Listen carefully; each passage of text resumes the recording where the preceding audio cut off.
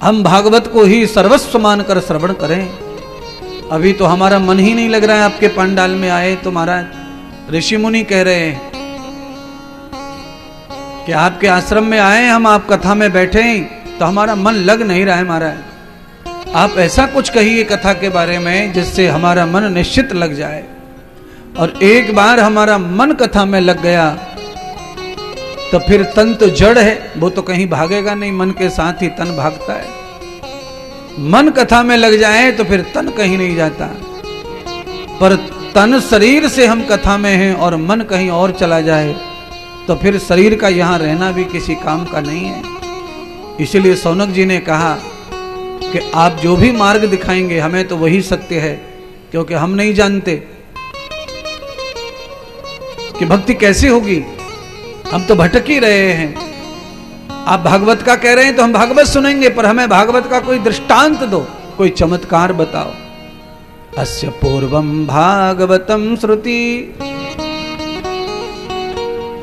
तावते आत्मविभूषिताम लक्ष्यम प्रवस्त आत्मसु जगतो ब्रह्म दर्शनम।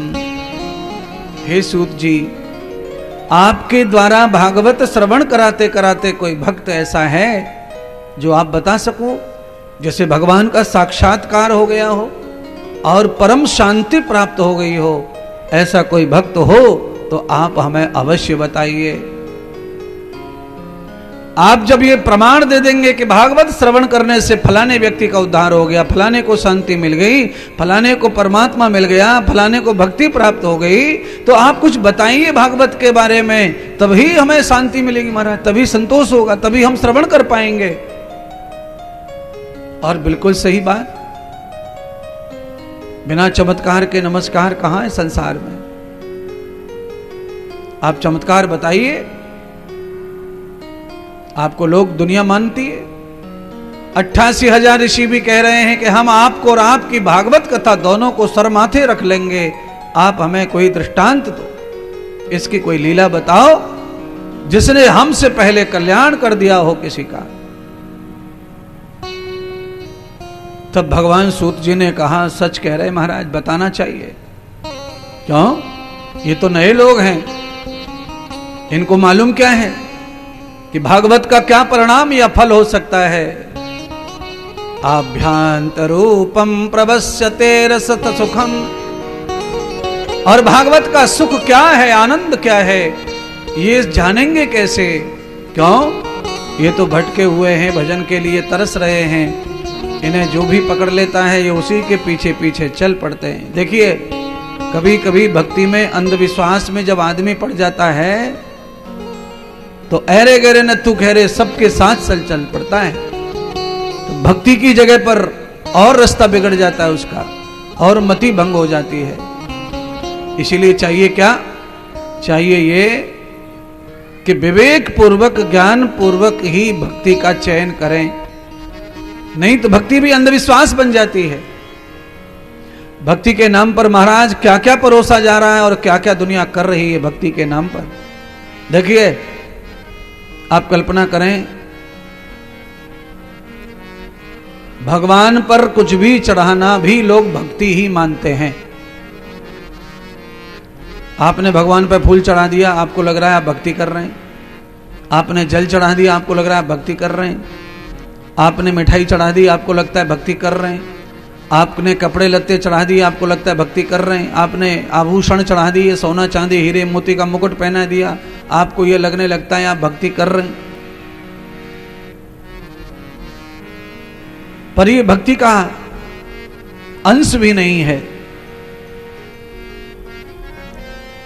यह शुभ कर्म है, इसमें भक्ति का कोई लेना देना नहीं है। क्यों?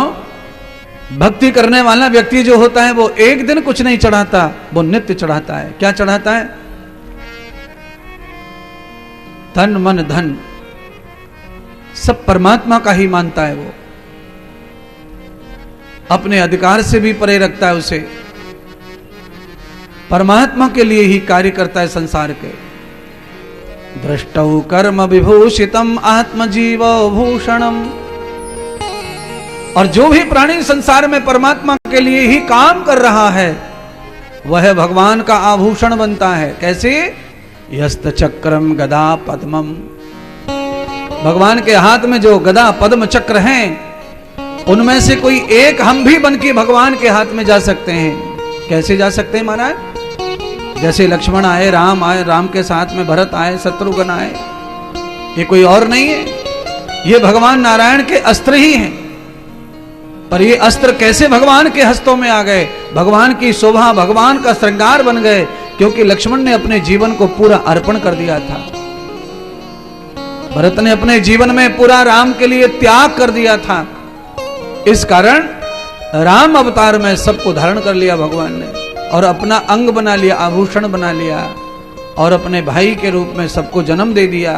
तो महाराज, परमात्मा की भक्ति करने वाला जो व्यक्ति है, समर्पित भाव से जो जुड़ जाता है भगवान से, जन्म अगला लेते ही हम भगवान के निकट हो जाते हैं बिल्कुल।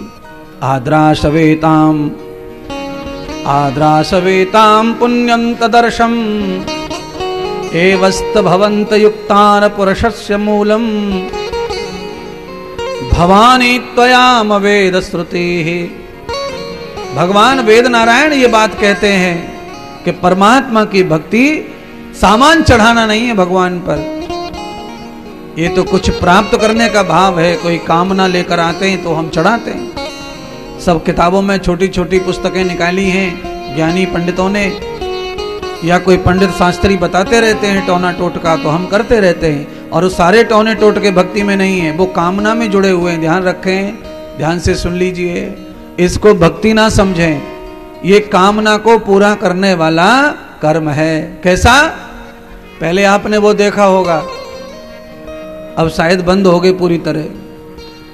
20-25 साल पहले किराने की दुकान पे एक लाल डिब्बा रहता था, उसमें 1 रुपया डालो और नंबर डायल करो और फोन लगाओ। अब वो खत्म हो गया। पहले था, जो भी आप भगवान पे चढ़ाते हो ना, वो नंबर रुपया डायल करने वाला सिस्टम है, ये समझ लो। आपने किसी से बात करनी है, किसी से काम बनाना है, तो रुपया डालो, नंबर लग जाएगा, बात करो हो या ना हो। बाप की रुपया डालते से ही फोन काम करने लग जाता है, चार्ज हो जाता है मतलब, और आपकी कामना पूरी करने लगता है। ऐसे ही सामान चढ़ाना भगवान पे कामना पूरी करने वाला कर्म है। भक्ति समझ करके भूल में मत बैठ जाना। भक्ति क्या है? यस्त त्याज्यम प्रवर्तते युक्ताम सर्वः।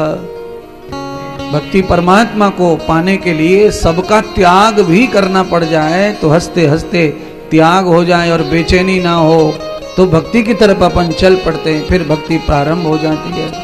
अब सवाल ये लिखता है महाराज, त्याग की भक्ति करेंगे तो सारा संसार किसको त्यागेगा? सब त्यागी हो जाएंगे तो कोई किसी को नहीं त्यागेगा फिर तो ये ग्रस्त का क्या होगा? फिर बाल गोपाल का क्या होगा? छोटे छोटे बच्चे, बड़े बड़े बच्चों का, परिवार का, व्यापार का क्या होगा? ये दुनिया को सब्जी कौन पुराएगा? दुनिया को ये घी तेल कौन पुराएगा? पूरी दुनिया को साधन सुविधा, गाड़ी रिक्शा कौन पुराएगा?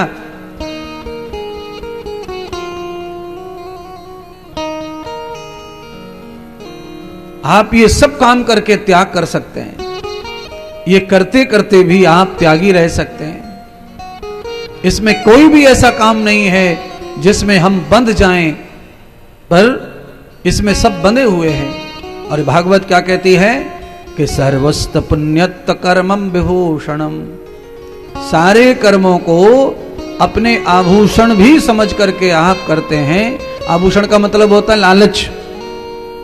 आभूषण में लालच होता है। आदमी कुंडल का ध्यान रखता है, अपनी पायजेब का ध्यान रखेगा। तो आप इतना भी लालच करके कर्म करते संसार से जुड़े हैं तो भी आप बंधन में नहीं पड़ेंगे। क्यों नहीं?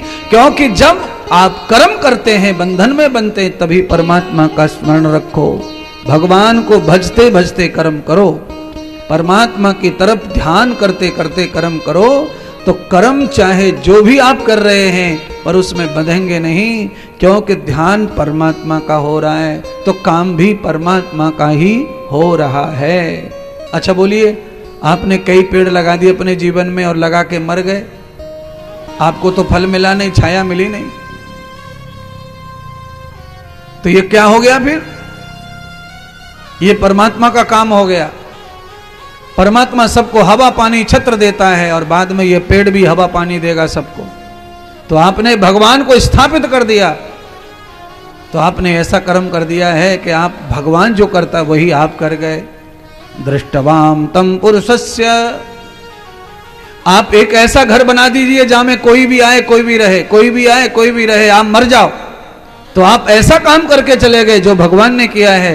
परमात्मा ने ये संसार हमारे लिए निर्माण करके छोड़ दिया है। हम आए रहें जाएं, आए रहें जाएं, आप निर्माण करके छोड़ दीजिए। कोई आए कोई रहे, कोई आए कोई रहे, आपने भगवान का काम कर दिया। ये बंधन का काम नहीं है। मकान ये भी है, पेड़ ये भी है, और एक पेड़ ऐसा है कि आप किसी को उसका फल नहीं लेने दे रहे, डंडा लेके बैठे उसके पास।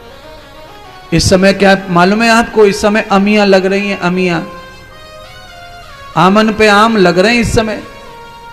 और महाराज आम लग रहे हैं, जितने भी घर में बुड्ढे टेड्डे पड़े ना सबको बिठा दिया है कि आम की रखवाली करे बाबा।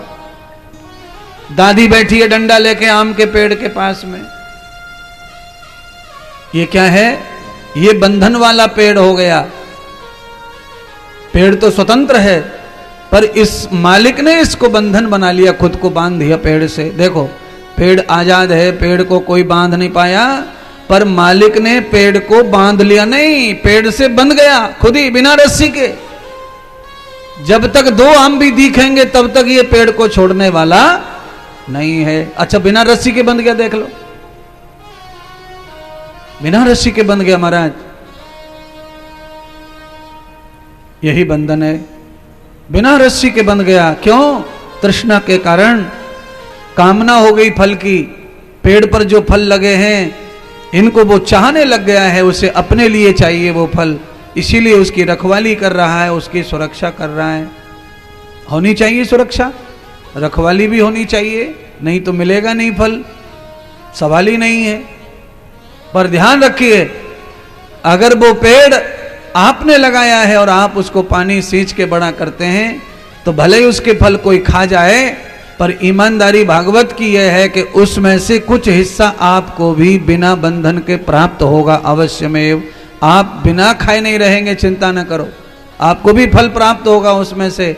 पर आप किसी को एक भी फल नहीं लेना देना चाहते, इस कारण आप उस पेड़ की बंध गए, आप पेड़ से बंध गए, आप पेड़ के लालच के में पड़ गए और आपका सारा समय उस पेड़ की रखवाली, फल की रखवाली में गया। कामना जहां पैदा हो जाती है वहीं बंधन पैदा हो जाता है, जहां कामना समाप्त हो जाती है वहीं बंधन खत्म हो जाता है। करना कुछ नहीं है, केवल कामना के कारण बंधन बनता है, और वो कामना आई तो बंधन बंधा, कामना गई तो बंधन खत्म हुआ। हे सोनकादि ऋषियों, कामना के कारण ही मानव का कल्याण नहीं हो पा रहा है, और जो मानव कामना रहित है उसका कल्याण सहज होता है। कैसे सहज? इन्हीं कामों से कल्याण हो जाता है उसका। भोजन खाने से, पानी पीने से, 2 टाइम भजन करने से, नौकरी चाकरी सब करते करते भी वो कल्याण के मार्ग पर ही जा रहा है। क्यों? उसमें कामना नहीं है, अपना धर्म समझ करके काम कर रहा है। लोग कहते हैं कर्म ही पूजा है, तो कर्म पूजा कब बनता है? कर्म ही पूजा है तो कर्म पूजा बनेगा कब? परोपकाराय फलंति वृक्षा। आम का बगीचा लगा दिया और आपने पानी दे दिया, बड़ा कर दिया और छोड़ दिया, कोई भी आओ कोई भी खाओ, अपने आप ही हो गया काम। आपको ना तो आम को तोड़ना पड़ रहा है, ना किसी को काट के खिलाना पड़ रहा है। आपने केवल अपना विचार ऐसा बना लिया कि भाई ये पेड़ पौधों पे जो फल लगता है वो फल अपने आप आते हैं, लगाने से नहीं लगते हैं। जब अपने आप फल आते हैं तो ये पेड़ किसी को भी फल खिला दे, हमें क्या बंधन है? हम इसके मालिक नहीं है। जब हम उसके मालिक नहीं अंदर से रह जाते तो हो गया कल्याण तुम्हारा, इसी को त्याग कहते हैं। फिर अब उसके मालिक आप नहीं रह जाते अंदर से, आपने कामना छोड़ दी मालिकपन की, तो आपको आम भी प्राप्त होगा, पेड़ भी प्राप्त होगा, और गांव वालों की नजर में बगीचा आपका ही रहेगा, वो कभी भी नाम बदलने वाला नहीं है। और देखो आपने बचपन से अभी तक बहुत सारी दुनिया देखी है, गांव में बहुत सारे बगीचे आज भी हैं, उन बगीचों में से कोई भी फल खा रहा है, कोई भी तोड़ के ले जा रहा है, पर नाम उसी का चलता है जो बगीचा लगाता है। ये फलाने बाबा का बगीचा है, ये फलाने आदमी का बाग है, ये फलाने आदमी का खेत है, ये फलाने आदमी का ठिकाना है। ये सब परमानेंट रहती हैं, कभी भी आपका नाम नहीं टूटेगा, रूठेगा वहां से, कभी नाम नहीं हटेगा वहां से। आप हक ना जताएं तो भी आपका ही नाम रहेगा वहां पर, आप चिंता न करें। पर इतना बड़ा दिल होना चाहिए, तब सब संभव है। आप भी खाओ, दूसरे भी खाएं, कोई फर्क नहीं पड़ता उससे। अच्छा बोलिए, इस कथा को इतने लोग सुन रहे हैं, पंडाल में जितने लोग बैठे ये तो हैं ही, टीवी पर न जाने कितने लाख लोग बैठेंगे, कथा सुनेंगे।